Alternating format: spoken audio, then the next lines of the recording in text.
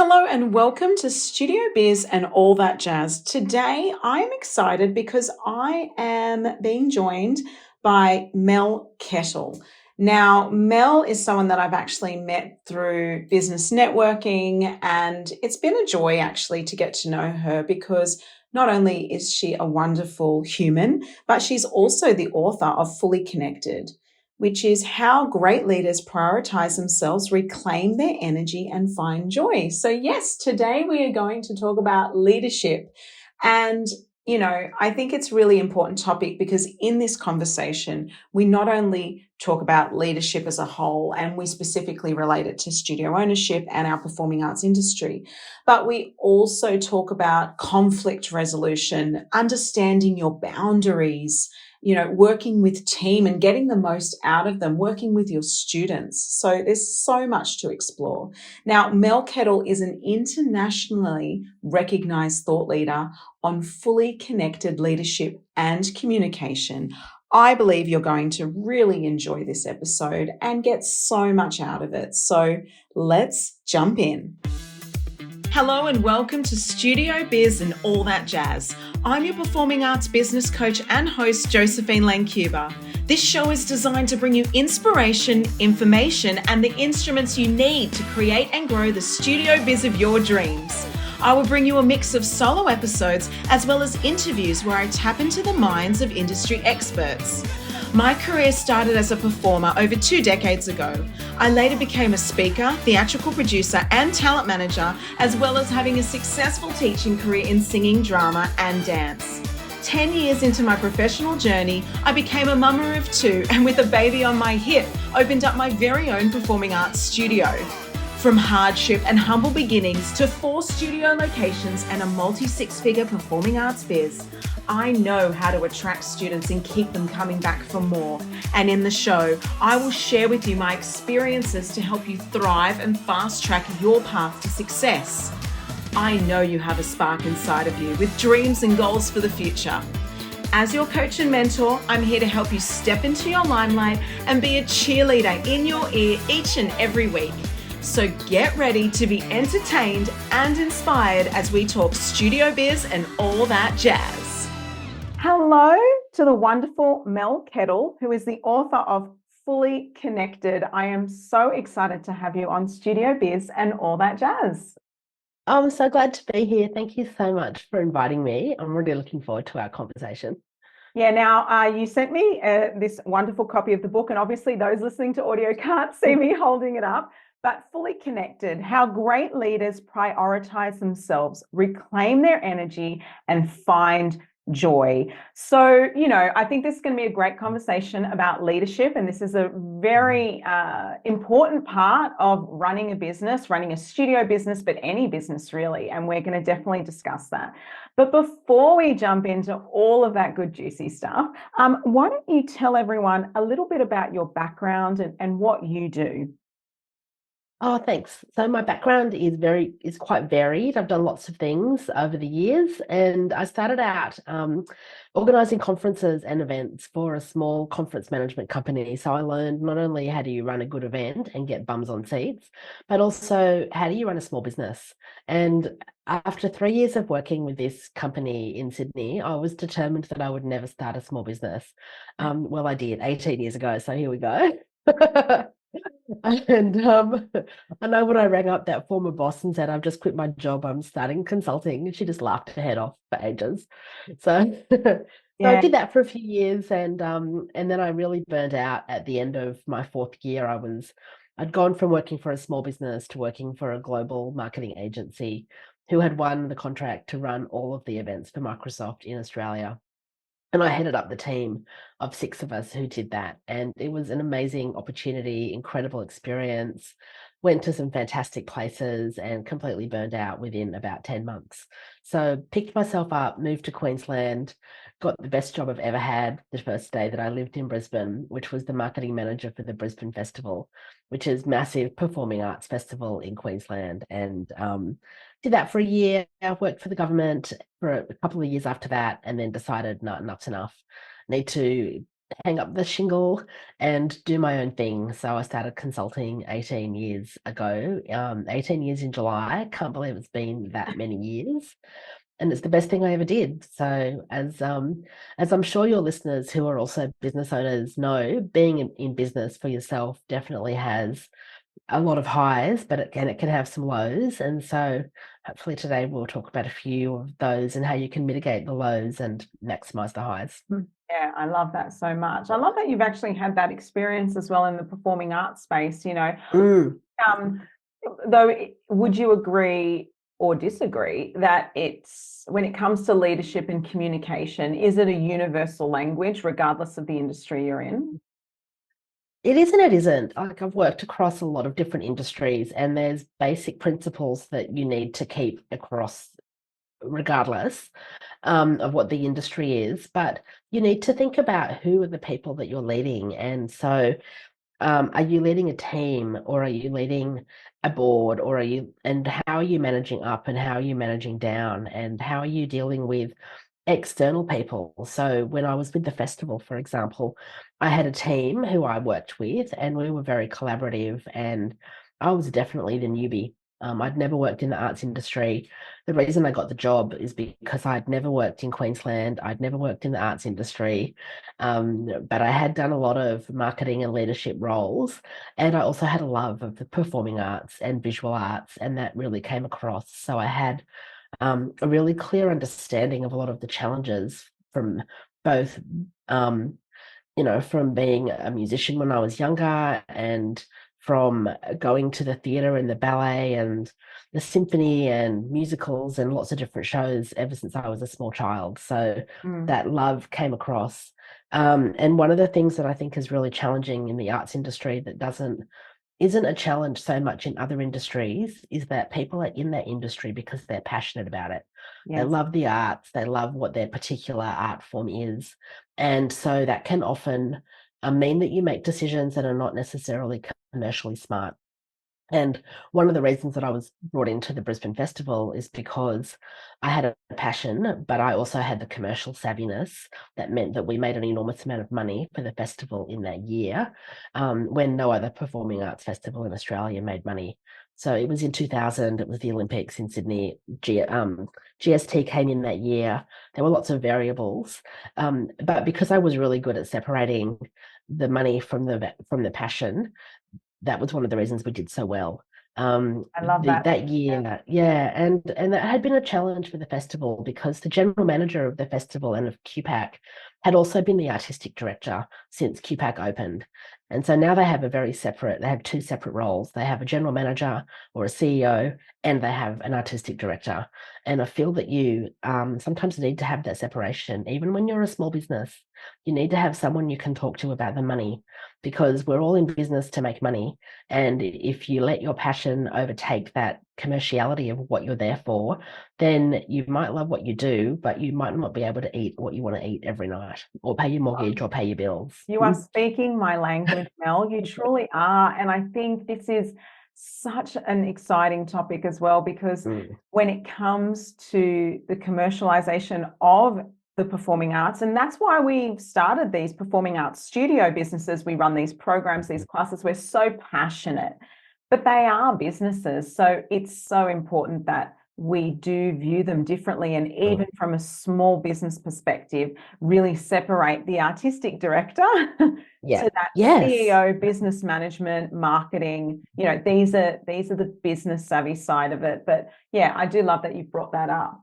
Now, I would love to know, in your opinion, when it comes to leadership, because you are an expert in leadership and communication, and I've been reading your book, and thank you so much again for sending that to me. What matters most, and what do you think works in a small business environment? And this is where we're going to start talking about one of the things that matters across every kind of leadership, whether you're leading the children who you're teaching in your studio, or whether you're leading their parents, or whether you're leading your staff. You need to show up with your best self every day. And I know that sounds like a total cliche. And if you're listening to this, you can probably hear my super croaky voice.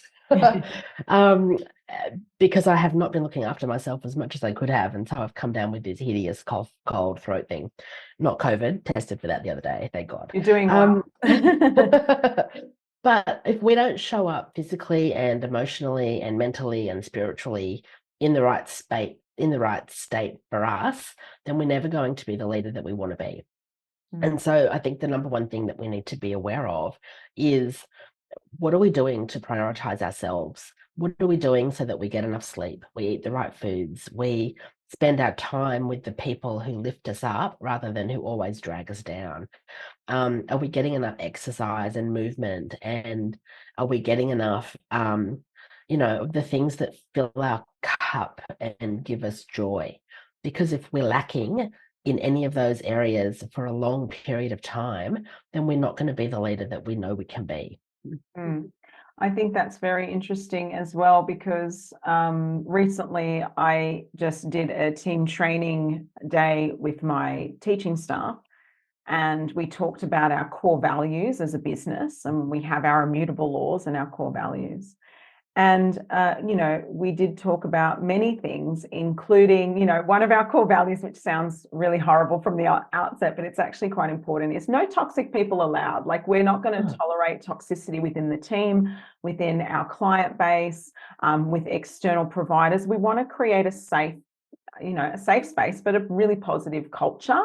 And so that has actually been really an important part of what we do. And I think, protecting those parts of your business, and that's a part of self-care too, not allowing yourself to be, ruled by a negative teacher in your team that's just not aligned to you and your business and what you want to achieve, and knowing when it's time to let go of people or when it's time to nurture people and train them. And, there's that fine line. Is there a line where you go, right, I can lead them, manage them, nurture them, and if I don't see a change, or the change isn't fast enough, when do we let people go? When is it time to say goodbye to people in our team that are not aligned with us, or clients or students? I'm nodding my head off with everything you're saying. For those of you who are watching, um, there's so many good questions in there, and one of the things that I feel is really important to think about is, what are your boundaries as a business?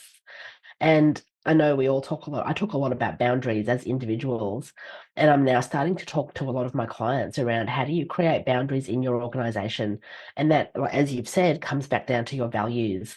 And if one of your values and immutable laws is no toxic people, then what does that look like in practice? And what does it look like if you have a really good performer who's not a good person? And it's a Mm-hmm. challenge that so many businesses and organizations are facing. And I look at, I'm a big cricket fan, and David Warner being put back into the Australian cricket team after his sandpaper cheating episode filled me with so much rage, because it's saying to so many young cricketers, you can cheat and you can still play for Australia. Mm. And what message is that sending? And so the more that you can hold your ground with having the right people, the bigger benefit you'll have. Not only will you have a stronger reputation because you'll have the right people working with you that espouse your organizational values, but you'll probably have less turnover, because you won't have people who are behaving in ways that lead to discomfort for the other good people who then leave. Mm. I've got a friend who's a teacher in a school, not a dance studio, and she's got an issue with the school principal at the school that she's at, and they're going through some mediation at the moment. And she said to me, one of the questions I was asked is, what do I want out of this? Do I want to be relocated to another school? And I said to her, hang about, you've just told me you've had 6 staff, either teaching or senior admin staff, leave in the last 12 months because of the hate behavior of the principal. Why do you need to leave? Mm. Why is she not leaving? And Yes. so I said, you need to be asking these questions when you have the mediation or when you speak to the principals, managers. Why is this happening? Like, why do so many good people leave? Because there's a bad person who might be, they might be the rainmaker, or they might be the popular teacher, or they might be just, doing some other positive thing that is making money or generating a revenue, or they might be the draw card, but why do they get rewarded for poor behavior? And I think that's really interesting, because what can happen in our industry is that people sometimes want to throw in the towel because they're so unhappy within the business that they've created. And it could be a culture issue. And they just want to throw in the towel and say, look, I'm out of this game. I want to, close down my studio doors. And it's like, well, what is it? If you can identify the things that are making you want to leave, and if it is a culture issue, then that is something that can be fixed and can be changed. But it is about setting those boundaries, is it, and recognizing what is it that needs to change, rather than throw in the towel and that's it. It's the same I think philosophy, like, it is. the teacher feeling like she has to leave and the studio owner feeling like they have to leave, when really they just need to sort of sort out that culture issue. You And I talk think about so. in Just before we move on from this topic, I think the other thing to be really clear about is, how do you hire people? So what are the questions you're asking when you hire? And I interviewed for the book, which you'll read if you haven't read already, a yeah, CEO of a nonprofit. And he said in the however many years he'd been CEO, 5 or 6 years, they only had two bad hires and people who they had to let go because they just weren't the right fit. And he went back through their recruitment process and he realized with those two people, they hired really quickly because they were a bit desperate, and they didn't go through their customary values questions that they always ask. And as CEO, he always meets with any final hire. He gets final say so on anybody. And they've got under 200 staff, so he can do that. But he said, I always ask them three questions. And one of the questions is, what are three words that your previous employer would use to describe you? What are three words that that a staff member or somebody who worked under you, and it could be in your case a parent or a student or another colleague, what would three words be that they would use to describe you? And he said, if those three words aren't the same, you've got a values disconnect. that's And I thought interesting. that was really, really interesting. And there's a third question he asked, and I've forgotten what it is. But I thought that's really interesting, because how do you, and then if those three things that they say don't align with your values as within your organization, then think twice before you make an offer to that person. Yeah, absolutely. It's funny, I actually have quite a thorough hiring process, which some would say is totally over the top. I've trained it actually live in a conference just earlier last year. And some people are like, oh my God, you go through all of this to hire someone? I'm like, yes. So, first step being, they have to watch my video, and at the end of the video, it's only a few minutes, at the end of the video, there's a line that I say that they have to email back to me, and let me know that they're interested. But it's quite specific. It's basically a task, but it's a simple task. It's email me this line so I know you've watched the video right through, and I can tell straight away who the people are that actually listened to 3 minutes of a video and who didn't. Then they enter in a survey before I even meet. This is all before I even have a conversation with them. Then there's a quick survey. Then they move on to the next round. And there's a few different rounds before we ever even meet in person. There's a phone interview before I meet them in person, all these things. Now, recently, I almost broke my own rule. Almost. I was in a situation, I mentioned actually in the last episode or a few episodes ago, depending when this is released, that my mother was quite sick and she passed away, and I had this process happening, and due to that, my mental state wasn't 100%. I thought, you know what, I'm not going to go through this process with this rehire. I'm just going to hire him. He came recommended, yada, yada, yada. Anyway, and then I went, no, no, no, Joe, at least jump on a bloody Zoom call and do it properly. Yeah, just do at least a couple of the steps. So I jump on the Zoom call and I went through my questionnaire, my interview questionnaire, which talks about values and whatnot. Different to what you've explained, but still similar in the sense that I'm gauging if we're aligned. And they were so not aligned. It was insane. And I thought, oh my God, I nearly just hired you in my head. I didn't say that to them. I nearly just hired you. And they literally said to me in the interview, I've never had someone say this to me before. Oh, I've got another teaching gig. And to be honest, if they ask me to fill in on those dates that you said you need me on a regular, I'm going to have to prioritize them over you and stuff like that. And I thought, wow, See ya. I'm like, Bye. you don't say that in an interview. No, But, oh, no. thank God I didn't hire this person. Like they are just so far from what I'm looking for. But yeah, Oh, and that was because I nearly didn't follow the process, and I nearly did, even though I coach it and I teach it and I do all the things. But we all have our moments, we all stumble. it's such a And good reminder. So yeah. if you had hired him because you hadn't followed the process and you realized really quickly, because you would have, that there was a values misalignment, what would you have done? Oh, that's the hard part, isn't it? Because Yeah. my coaching self says we'd have to quickly fire them, get a replacement. But in the moment, it's quite heavy. It's hard work. It Yep. feels overwhelming. And so you Yep. might keep them for that little bit longer than you probably should have, right? And Yep. then, you risk so much more toxic culture. Once they start not showing up because they think I don't prioritize you, then they're setting an example for everyone else in the building. So Yep. yeah, Yep. it's just that flow-on effect, and it can cause that toxicity. So they're a great cover teacher, but it's not someone I'd want on my permanent team. And that's okay. So it's just about, deciding those sorts of things as well. Studio owners, are you ready to accelerate the growth of your studio biz in 2024? Then join me from January 30th through to February 1st this year in Studio Accelerator. This is a free coaching week. Register now via joeweek.com. Here you'll learn how to earn $20,000 plus more in your studio biz. You'll also learn the Studio Enrollment Highway, which is your marketing roadmap. And you'll learn the key to growing your studio income as well as your community engagement, which is so important. So get ready to attract, retain, and enroll your students this year with Studio Accelerator. Register now. Link is in the show notes.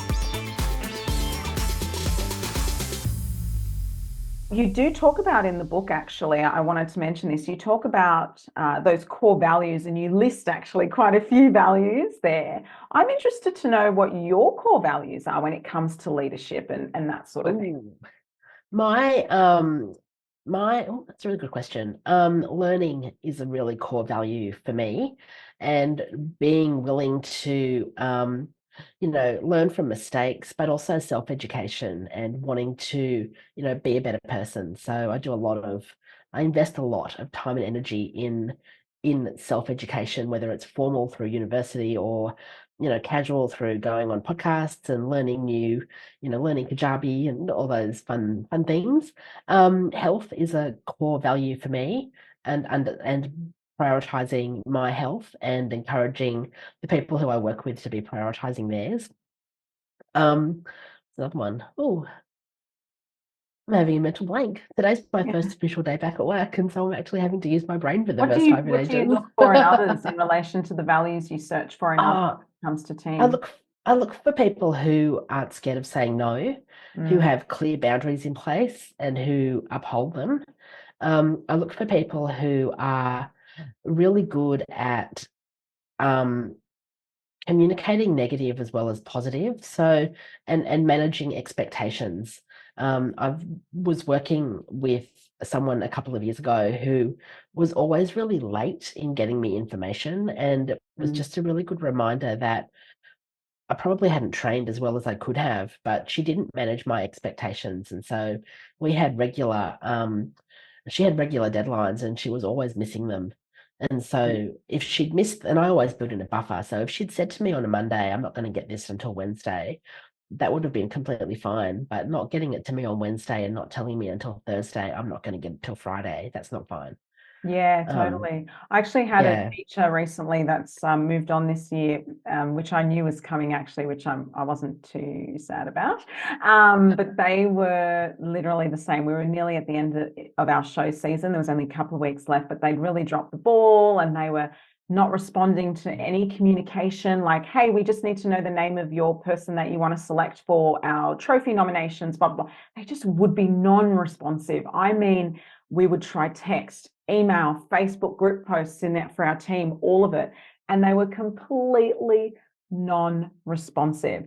And due to that, I knew they were on the way out. Just that behavior actually was a red flag that I've seen over my decade of, studio ownership. And I'm like, I said to my customer experience manager, who's my admin support, I said, I think they're on their way out and they're about to leave us. And literally within a week, she was handing in a resignation.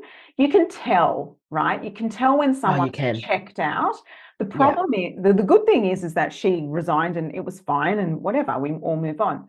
The problem is if she didn't resign and she just hated the job and she was checked out and stayed on, that's where the real issue occurs. Yeah. And What are the things? there's so many people who are checked out and showing up every day. And the technical term for that is they're so we've got absenteeism and presenteeism, and they're um exhibiting presenteeism, which means they're physically present but mentally not. And so it can be a really difficult thing to identify. And if you were going to ask how do you deal with those people, then the main thing I think is to just get to know your staff, get to know the people who you're leading, and get to know them on as personal a level as you possibly can, as well as on a professional level. So the more you build trust with your staff and with your team, the more likely they are to tell you when things aren't going right for them. And so then you can work together to find a solution. And sometimes the solution is find another job. But sometimes you might need some time off, you might need some more training, you might need some more coaching, you might need less responsibility. Could be any number of things, because everybody's got stuff going on in their lives at home and at work. And so often we don't talk about the home stuff at work, and we need to. Yeah, Mm. I think you've said something really interesting there. You talk about, forming a relationship. Now, and actually, this brings me to another thing that was in your book around vulnerability. Now, I want to talk about this because there's the old school way of being the boss, and then there's the new school way of being the boss. And the old school way, I think, was you definitely don't befriend your team. You're not, in my mind, I have a line there where I'm like, they're not actually my friends. They're not my No, they're friends. not. But there's a really big difference between being friends and being friendly. Mm, And you can have really good personal relationships with your staff without being friends. And mm, I believe there's that line as well. It's really difficult to be friends with your staff, because if you have to chastise them, or if you have to let them know of all the things that are going wrong, then it's really hard to do that. Discipline them, that's what I was trying to say. yeah, It's really hard to do absolutely. that with a friend. And so, but there's nothing to say you can't be friendly. There's nothing to say you can't ask questions like, how was your weekend? Oh, did you go to the beach? Oh, I went to the beach as well. What's your favorite beach? And to share, big picture things about what's happening in your life that might require some vulnerability. And I Mm, think a really good example of this is one of my clients had a staff member who um, was just she just suddenly stopped performing. And I said to my client, "Do you know what's going on in her personal life?" And she said, "I know there's stuff going on, but she won't talk to me about what it is." And I said, "Well, does she know about all of the total shit show that's going on in your personal life right now?" Because this client was going through a super ugly divorce that mm, was about to get dragged through the courts. And she said, "No, she doesn't." And I said, "I feel like you need to be letting your team know what's happening in your personal world. You definitely don't need to let them know the gory details, but you should at least let them know that you're currently going through a relationship breakdown and it's going to the court." yeah. And so that will let them treat you with more kindness and be more gentle, and also be more understanding when you're not doing all of the things that they expect of you, because you will be dropping the ball at some stage over the next few months. It's just human nature. And it also might encourage some other people in your team to share some of the crappy things happening to them right now.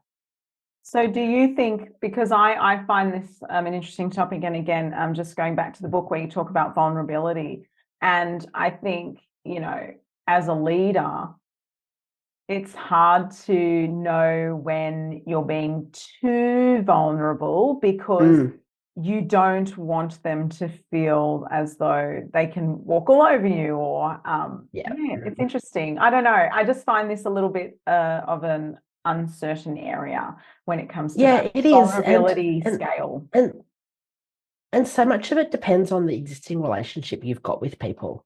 If it's your first day in the job and um, you've got a new team, then you might not want to say, by the way, my personal life's just gone to shit in the last few weeks. But you might, want to share. There's levels of what you can share in terms of vulnerability and in terms of what you're comfortable sharing from a personal perspective. And even if it's just, here's a cute picture of my dog, or I've got children. I've worked with somebody many years ago. I worked with someone for 3 years. I did not know that he had 3 children Mm, because he never talked about them. And he had nothing personal in his office. And I found out by chance that he had a kid when he had to miss a bit of school, miss a bit of work because one of his kids was in hospital. And I'm like, what do you mean he's got 3 kids? yeah. It was just really, it made me feel, if you haven't told us that fundamental thing about who you are, what else haven't you told us? Mm. And there'd That been can be a plenty of little bit like opportunity. friendships, actually. I've felt Mm, that in friendships where mm, um, something quite, I thought someone was a very good friend of mine, I mean, for 20 years, and a really significant thing happened where their partner moved out and we were speaking on the phone nearly every day. And she blatantly just said, oh, she just said it like, oh, yeah, because and I said, oh, when did he move out? It was like a couple of months ago. And I'm like, oh, why didn't you tell me? Like we talk all the time, and it made me actually feel a little bit unsure about our relationship. Then I went, oh, I don't know if we're actually as close as I thought we were. In my mind, that's what I thought. And then it I've had made a me few want, friendships like yeah, that too. and I'm Yeah. wondering, and it does make you think that sometimes. So the same Mm, can happen mm, in a working environment when there's something significant and you've yeah. been working alongside someone for several years and then it's like, oh, okay, well, I thought we had a better relationship than that. Yeah, Yeah. so that can be quite interesting. I do And think it's important to not get too hurt by it though, like especially yeah. in a working environment. Like there is again that line about being friendly and friends.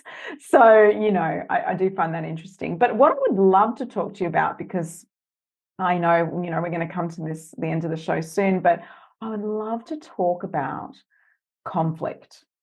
Right? Mm. So when it comes to building a strong team, how do you handle conflict within a team and really ensure that there's that open communication? I had a boss years ago who took me and my colleague. We were at the same level. We both managed people. We were part of the same team, and we did not get on. And it was really interesting because I hired her, and I was so conscious of not hiring somebody like me because like often hires like that I hired someone who was the polar opposite of me in pretty much every single way. I think the only similarity is that we were both female, and and we just clashed for lots of different reasons. And our boss took us out for lunch one day and said, right, you two order, here's some drinks. Don't come back to the office until you've sorted yourselves out. The Mm, team know that mummy and mummy are not getting on. You need to fix it.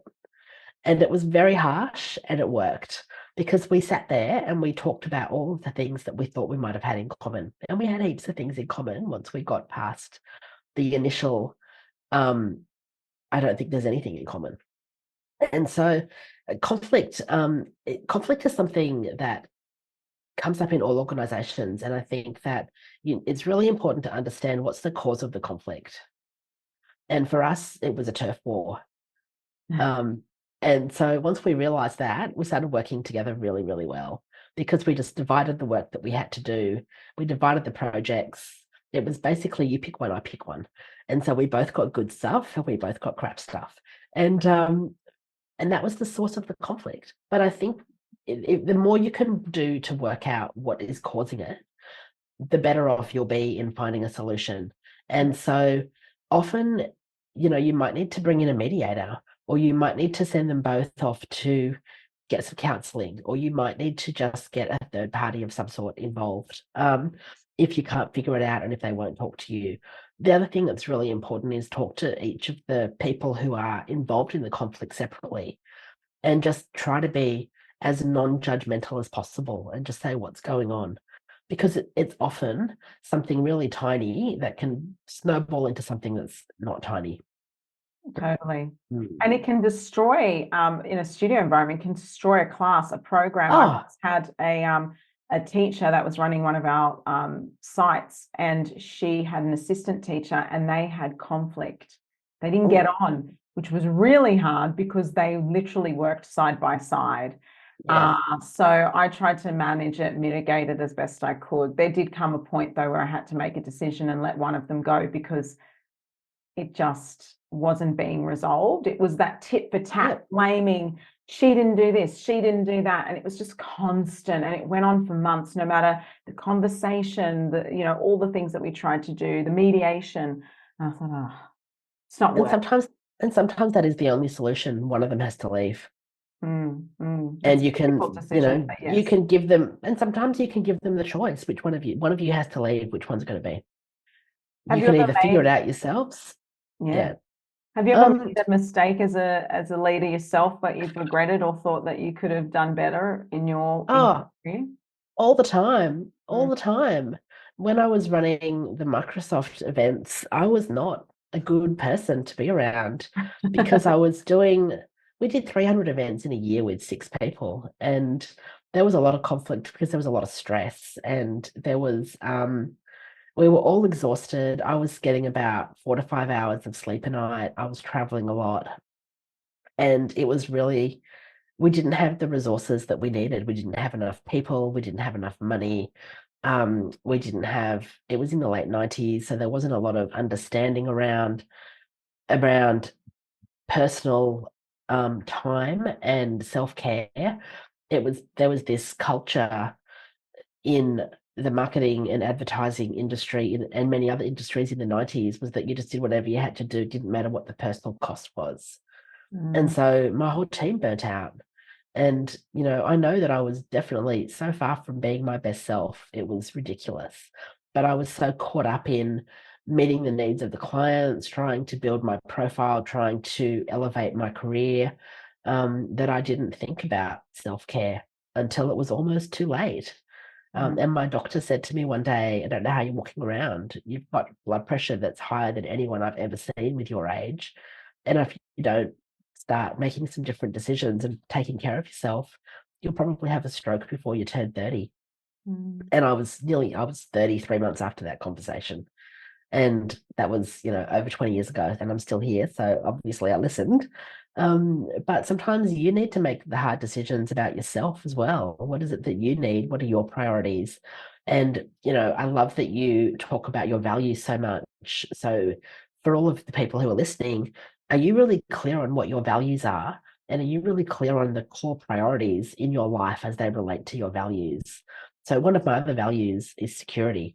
And that's changed a lot over the years. In my 20s, security looked like physically being safe when I backpacked around the world.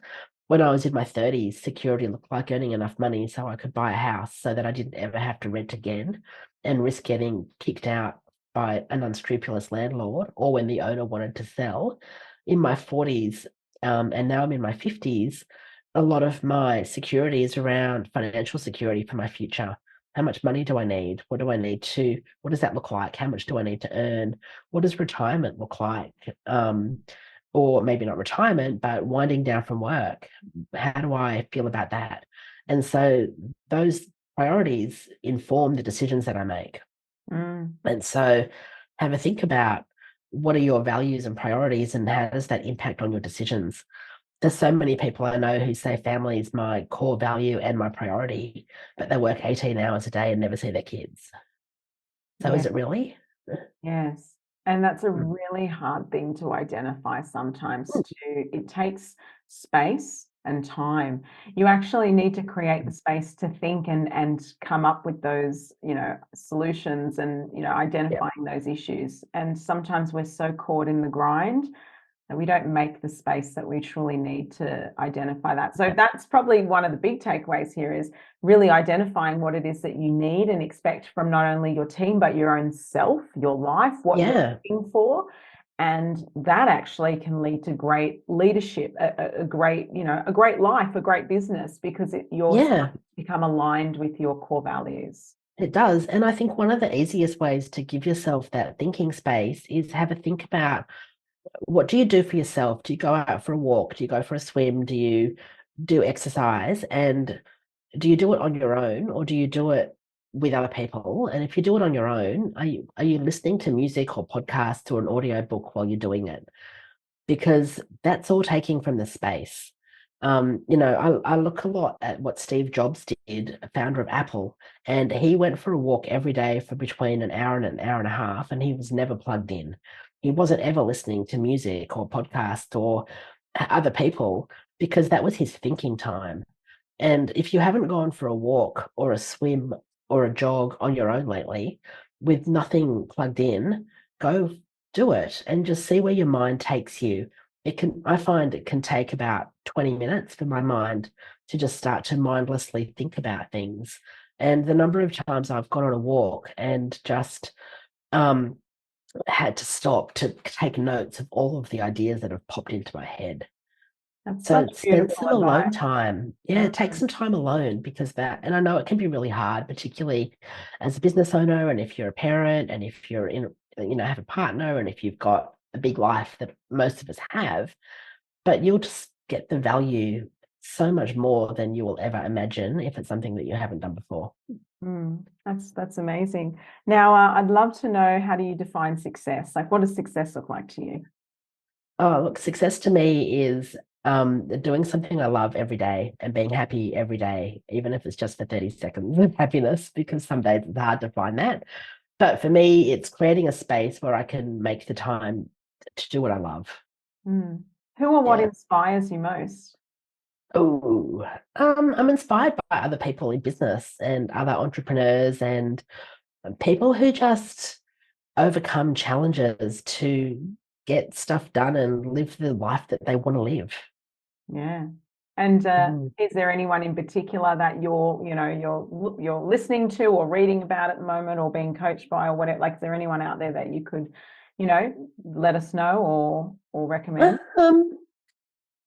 Not really. Like, I listen to a lot of different things and I read really widely. I love the work of Brene Brown, particularly her work around boundaries, and where she says clear is kind and unclear is unkind. Like, I try really hard to focus on that most days. But yeah, no, there's not really any one person, excuse me, that I can point to and go, yes, you're my inspiration.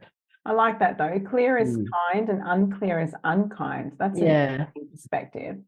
Yeah, So it's good, tell isn't us, it? Mel, what's next? You've written a book. I mean, that's a big one. But Thanks. what's next for Mel Thanks. Kettle? I'm starting to think about my next book. So that's actually my second book. My first book was about social media for associations that came out about, gosh, ages ago. Thinking about another book, maybe on boundaries. I'm creating some online programs. I've got one on boundaries. I've got my Thriving Leaders program, which is launching again in February. And just looking at what is it that I can do to create more space and programs in an online world, and then focus on my in-person clients as well. Amazing. And how can people find you if they want to search for you? And we'll make sure we pop a link in the show notes for you as well. Yeah, thanks. Everything is probably through my website, melkettle.com. If you Google my name, I own the first, I don't know, 3 or 4 or 5 pages of Google. One of the joys of having a not so common name. And if you search me on LinkedIn, you'll find me. On Instagram, you'll find me. I'm at Mel Kettle almost everywhere. Beautiful. Well, thank you so much for being on the show. I've absolutely loved it. Everyone listening, go and get Fully Connected by Mel Kettle. It's a great read, and I think it's more than just about leadership and communication. It's about really finding that energy and joy as well, which I think is so important. Thanks, Mel, for being on the show. Thanks so much, Jo. Great to talk to you. This episode was brought to you by my signature group coaching program, Studio Biz Success. an amazing and accessible online educational platform for performing arts studio owners designed to help you grow your business with confidence and get your results. Check it out at josephinelancuba.com, along with other great industry resources to help you leap into the studio biz you deserve. If you love this episode, be sure to share it with your friends. You can tag me on social media at Josephine Lancuba and give it a review. Your support helps the show to grow so I can continue to provide you with useful, informative content. I'm Josephine Lancuba, your biggest cheerleader. Thanks for listening and shine bright.